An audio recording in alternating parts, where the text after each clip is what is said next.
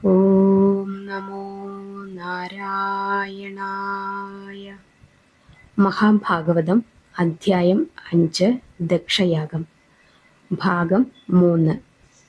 ദുർമദാന്ധനായി തീർന്ന ദക്ഷന്റെ ശിവദ്വേഷം കണ്ട് ബ്രഹ്മാവും വിഷ്ണുവും യാഗശാലയിൽ നിന്നും നേരത്തെ മറഞ്ഞുകളഞ്ഞു.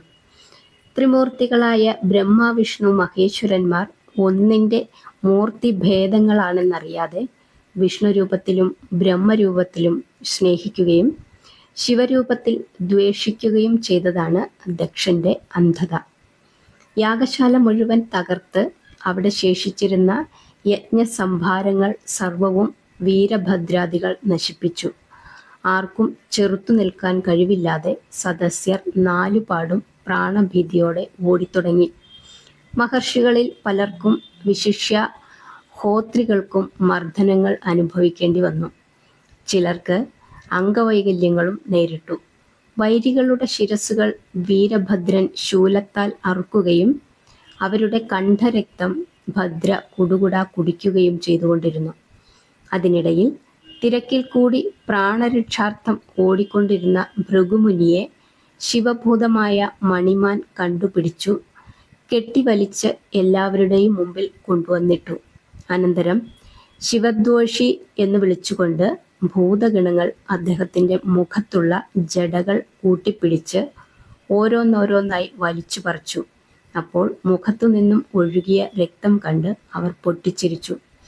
ഹേ മാമുനെ, തൻ്റെ ഭൂതമോ ശിവപെരുമാളുടെ ഭൂതമോ വീര്യമുള്ളവൻ എന്ന് ചോദിച്ചുകൊണ്ട് പിന്നെയും അദ്ദേഹത്തെ അവർ വളരെ ഉപദ്രവിച്ചു.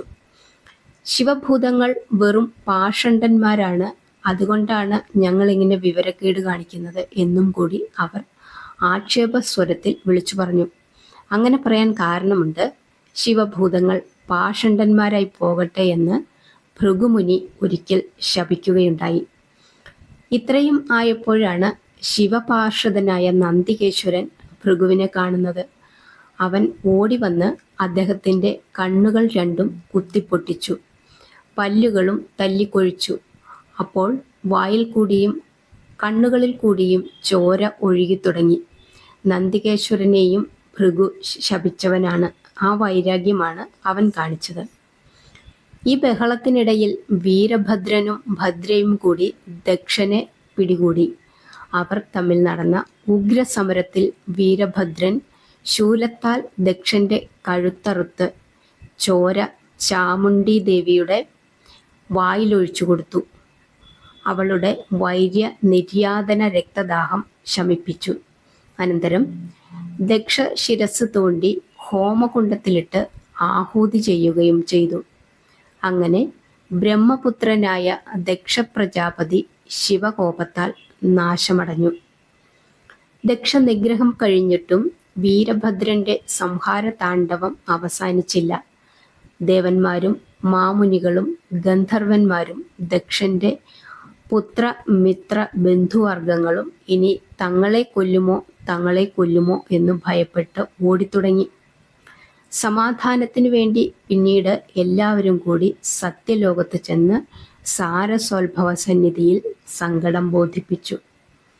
ബ്രഹ്മദേവൻ കൽപ്പിച്ചു, പ്രപഞ്ച സംഹാരമൂർത്തിയായ പരമശിവന്റെ കോപം ശമിപ്പിക്കുവാൻ ഈ ത്രിലോകങ്ങളിലും ആർക്കും സാധ്യമല്ല. ദക്ഷൻ എൻ്റെ പുത്രനാണെങ്കിലും അവൻ വലിയ അഹങ്കാരിയും ശിവദ്വേഷിയുമായി തീർന്നു. അതിൻ്റെ ഫലമാണ് ഈ കണ്ടതെല്ലാം. മരണമില്ലാത്ത ദക്ഷൻ മരിച്ചു മൃത്യുശാസനൻ വിചാരിച്ചാൽ മരണമില്ലാത്തവന് മരണവും മരണമുള്ളവന് മരണമില്ലാത്ത അവസ്ഥയും സിദ്ധിക്കും. ശിവകോപം മാറ്റാൻ ശിവനെ കൊണ്ടല്ലാതെ മറ്റാരെക്കൊണ്ടും സാധ്യമല്ല. ആയതിനാൽ നമുക്ക് ഈ ക്ഷണം തന്നെ കൈലാസത്തു പോയി മൃത്യുഞ്ജയനെ പ്രീതിപ്പെടുത്തി ഈ അത്യാഹിതത്തിൽ നിന്നും മോചനം നേടാം.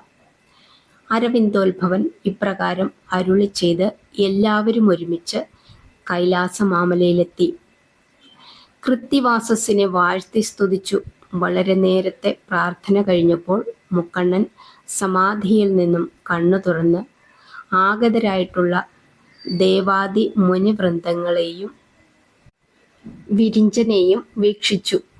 പത്മസംഭവൻ തന്നെ ആദ്യമായി പരമശിവ പാദങ്ങളിൽ വീണ് അഭയമപേക്ഷിച്ച് ദക്ഷന് ജീവൻ നൽകണമെന്ന് അഭ്യർത്ഥിച്ചു. വാനവരും വാമദേവനെ വാഴ്ത്തി സ്തുതിച്ചു. ചന്ദ്രകലാധരൻ സംപ്രീതനായി എല്ലാവരെയും അനുഗ്രഹിച്ചു. യാഗത്തിന് ബലിയർപ്പിക്കാനുള്ള അജത്തിന്റെ ശിരസ്സു വെട്ടിയെടുത്ത് ദക്ഷന്റെ ഉടലിൽ ചേർത്ത് അദ്ദേഹത്തെ ജീവിപ്പിക്കാനും ഉരഗഭൂഷണൻ വരം നൽകി. അതുപോലെ യാഗശാലയിൽ വച്ച് അംഗവൈകല്യാദി അപകടങ്ങൾ സംഭവിച്ച എല്ലാവരെയും അദ്ദേഹം അനുഗ്രഹിച്ച് അവരുടെ വൈകല്യങ്ങൾ പരിഹരിച്ചു. പ്രത്യേകിച്ച് ഭൃഗുവിന് സംഭവിച്ച ദുരിതങ്ങളെയും നിടിലേക്ഷണൻ നിവാരണം ചെയ്തു.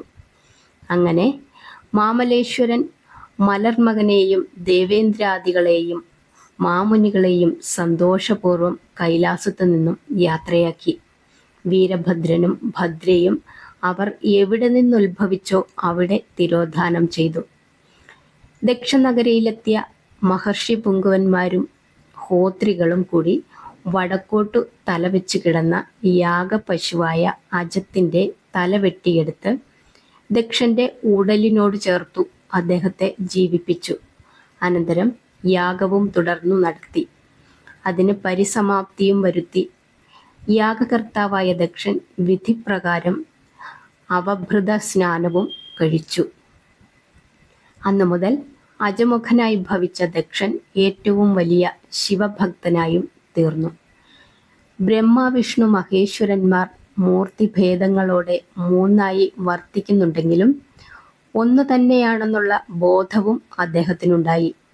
യോഗാഗ്നിയിൽ ദഹിച്ച സതി പിന്നീട് പർവ്വതപുത്രിയായി ജനിച്ച് പാർവതി എന്ന പുണ്യാഭിധാനത്തോടെ കൈലാസവാസന്റെ പത്നിയായും തീർന്നു. അദ്ദേഹത്തിന്റെ തൃത്തുടയിൽ തന്നെ ദേവിക്ക് സ്ഥാനവും നൽകി.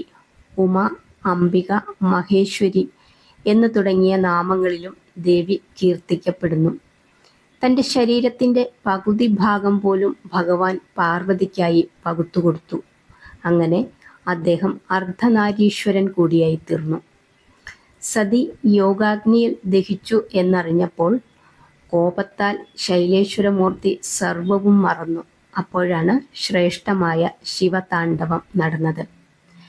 താണ്ഡവം അതിഘോരമായി മുറുകിയപ്പോൾ സതി യോഗാഗ്നിയിൽ അന്തർധാനം ചെയ്ത ആ സ്ഥലത്തു നിന്ന് ദേവിയുടെ അസ്ഥിഖണ്ഡങ്ങൾ പൊട്ടിത്തെറിച്ചു. ബ്രഹ്മപുത്രനായ ദക്ഷൻ പ്രജാപതി എന്നുള്ള സ്ഥാനം നേടി അഹങ്കാരിയായി തീർന്നു. അപ്പോൾ ആ അഹങ്കാരം ശമിപ്പിക്കുവാൻ വേണ്ടി വിഷ്ണുമായയും പരാശക്തിയുമായ ദേവി അദ്ദേഹത്തിൻ്റെ പുത്രീഭാവത്തിൽ ചെന്താമരസൂനത്തിൽ പിറന്നു. സതിയുടെ ഉത്ഭവ കാരണം അതാണ്. ധ്രുവചരിതം. ശ്രീശുകൻ പറഞ്ഞു, സ്വയംഭുവ മനുവിൻ്റെ പുത്രികളായ ആകൂതി, ദേവഹൂതി, പ്രസൂതി എന്നിവരെ സംബന്ധിക്കുന്ന കഥകളാണ് ഞാനിപ്പോൾ ഇവിടെ പറഞ്ഞത്. ഇനി അദ്ദേഹത്തിൻ്റെ പുത്രന്മാരുടെ കഥകൾ കൂടി അങ്ങയെ ധരിപ്പിക്കാം. കേട്ടാലും. സ്വയംഭുവ മനുവിൻ്റെ പുത്രന്മാരാണ് പ്രിയവ്രതനും ഉത്താനപാദനും. പ്രിയവ്രതൻ രാജ്യഭരണ വിഷയത്തിൽ താൽപ്പര്യം പ്രദർശിപ്പിക്കാതിരുന്നതിനാൽ അനുജനായ ഉത്താനപാദൻ ഉർവീഭാരം കയ്യേറ്റു. അതിയോഗ്യനും ധർമ്മിഷ്ഠനും സത്യപരിപാല നിരതനുമായിരുന്നു അദ്ദേഹം. സുനീതിയെന്നും സുരുചിയെന്നും നാമധേയങ്ങളോട് കൂടിയ 2 യോഷാമണികളെ അദ്ദേഹം ധർമ്മപത്നികളായി സ്വീകരിച്ചു.